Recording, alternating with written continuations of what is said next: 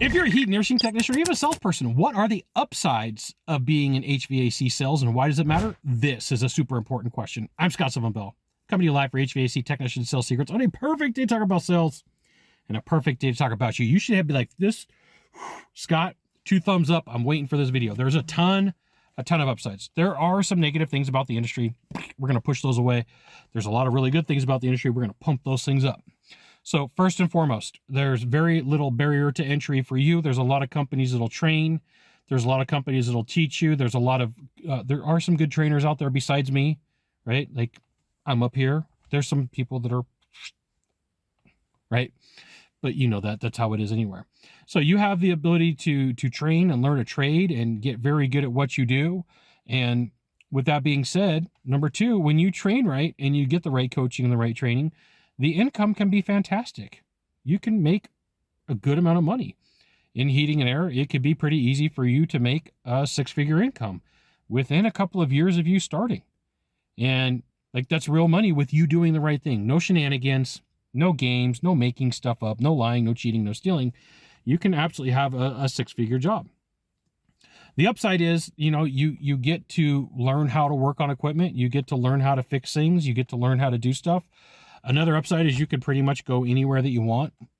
You can move anywhere you want pretty much in the world and say, hey, I'm a heating and air conditioning technician. You know, a furnace is a furnace in Europe as it is here in the United States. I use different measurements, but like if you really wanted to, you could probably end up over in Europe, right? You could probably end up in where they use air conditioners a lot, like Southeast Asia. Tons of air conditioning out there, if that's what you want to do. And so when you think about it, the upsides is you can have a job that you make 6 figures where you don't have to go to a professional school. You don't have to put up with, you know, professors. You don't have to put up with other people in your group trying to steal your homework and prove you wrong. The other upside of heating and air is like if you start as a technician, you can move your way up and go through the, hey, I was a maintenance tech. I was a tech 1, tech 2, tech 3, senior tech. And then I decided to be a comfort advisor or a full-time salesperson. And then from there, I decided to be a manager. I know a couple of people that started here and now they're all the way up here, right? They're way at the top. They're running companies. They're running organizations. So this is why you should join HVACTechSecrets.com. I'll give you the goods, not in the Facebook group, not in the YouTube channel. The upsides in selling heating and air as a technician or as a salesperson is your own personal development. You know, as a technician, you may not know how to communicate properly. So you get some technician training. You may not know how to sell properly. So you get some sales training. That's a skill you get to carry for the rest of your life. You know, I was in Honolulu a couple of years ago and I'm sitting behind the desk where people check in and they go talk to flight attendants. And I hear this guy come up and he's pissed that he didn't get an upgrade on his seat. Okay, $50. Let's say $50. So he starts screaming and yelling at the flight attendants and the people at the front desk. And I'm sitting here going, that's not how I do it. So dude walks away without getting what he wanted. So I walk up to the people at the desk and go, hey, I heard your interaction. I'm just kind of curious about something. Did you have the capability of giving that guy an upgrade? And they looked around and they go, yeah. I said, I got to ask you a question. If I asked this way, would you have given me an upgrade? So I gave him how I'd asked. Hey, my name's Scott. I'm flying back home. You know, it's been a long, good trip. I really like your airlines. I prefer this type of seat. Do you happen to have one for a free upgrade for a cheapskate? And the guy kind of laughed. He's like, if you said that to me, I would have given you a free upgrade, right? You learn how to initiate conversations with people. You learn how to get around landmines in conversations. You learn how to interact in a way that's beneficial for you and for your family, right? There's lots of upsides. It's like not just sales. It's how you carry yourself. It's how you answer questions. It's your timing. It's your interaction. I'll tell you another story. Right after COVID, I had tickets to Hawaii all the way through COVID, right? Hawaii closed like March 20th, 2020. My birthday's March 30th. And so like I was supposed to be out in Hawaii. The family's calling me, Scott, come out. We want you out here. I was like, I would love to come out, but I'll be stuck there for a month, which is fantastic. But the beaches are closed. So the day after Hawaii opened, it was like September 20th. I fly out, I fly into Honolulu, and they moved where all the rental cars were. This was before I shipped a car over there. And so I kind of get confused for a second. I was on a full-on carnivore diet. So I'm thinking Costco. I got to get to Costco. I got to get ribeyes. I need ribeyes.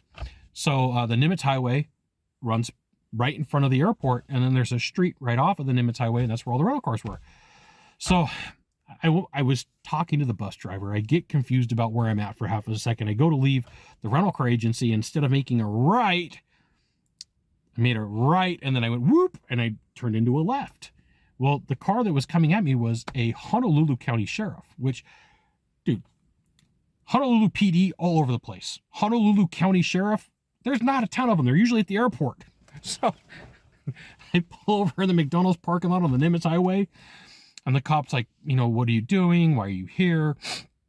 And he's got his mask on, and I'm in a rental car, and I don't have my mask on. And so he goes, I need your license. And so I hand him my license, right? Hand him my license.